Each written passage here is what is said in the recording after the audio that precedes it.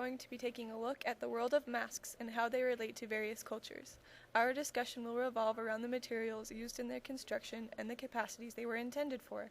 After we uncover the history behind mask making, we are each going to make a mask for our class project. Masks have been used since the earliest civilizations on Earth. They were made from materials found in nature at first, primarily from stone, wood, bone, precious metals, animal skins, and clay. They were often enormous, heavy, and rough. Masks represented three things: animals, man, and the supernatural. They were primarily used in religious or cultural rituals. Often they were used in hunting and warfare, or for honor and burial.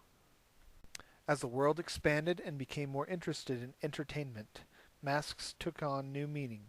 They were still being utilized in these capacities, but the scope broadened to include the performing arts.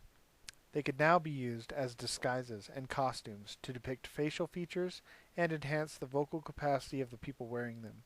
They increased in complexity, creativity, and ornateness.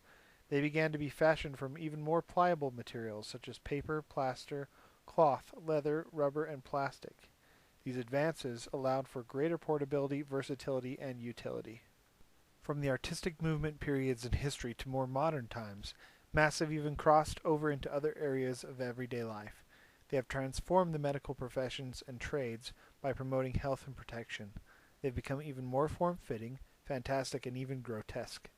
These facades are being employed in filmmaking, celebrating holidays, at parties, and other entertainment avenues. Your job now is to pick a culture that interests you personally and research it and write a report. After you have completed your research paper, you are going to create a mask based on the information you researched. Think about design and the principles as you proceed to create. After you pick a culture of your choice and write a report, you are going to create your own mask based on your research. We are now going to walk you through the steps of one method for creating a mask. One way to create your mask is to make a plaster cast. To begin, you must first apply petroleum jelly over the face of the person whose mask is being created. Generous application of jelly in areas with hair, such as the eyebrows, provides a barrier so as not to damage the skin or features. Dip plaster cast paper strips of about 1 by 4 inches into warm water, applying the messier side down. Carefully cover the face, leaving room in the nostrils for breathing. Overlap pieces of tape to provide strength. The partner wearing the wet mask must keep very still for upwards of 15 minutes as the plaster dries. As it hardens, the mask can then be gently removed and placed on top of some loosely wadded newspaper. The project must not be disturbed for nearly a day in order to set completely. After the mask finishes hardening, it is time to add detail. Areas can be cut out, such as the nose, mouth, and eyes. Armature materials, such as toilet paper rolls or clay, can be used to help add large features such as horns or a long snout. After this detail is applied, treated, and hardened, the mask is ready to paint. After you're finished with the casting, you'll need to think about the theme of your mask. Are you going for scary? Is it about color? Or are you thinking about focusing around a certain type of culture? These are decisions you'll need to figure out before you start applying color or texture to your mask. Also, it is very important to pick a few principles of design, like we've discussed earlier in your art classes, and incorporate them into your design. For example, if you want your mask to be about color, you might think about complementary colors, such as yellow and purple.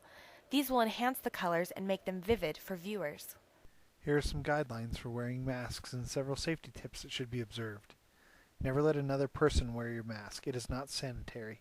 Diseases are easily transmitted around the orifices of the masks themselves. Keep your masks covered and out of extreme conditions, such as heat and moisture, when being transported or stored. Use alcohol wipes to clean the surface that touches your face and regularly dust the surface that is decorated. Refrain from stretching out the elastic that holds your mask in place. Now that you have a basic understanding about masks and their origins, a way to construct your own, and some procedures for caring for them, we are going to take our subject mastery to a deeper level by your presentation of the masks you've created.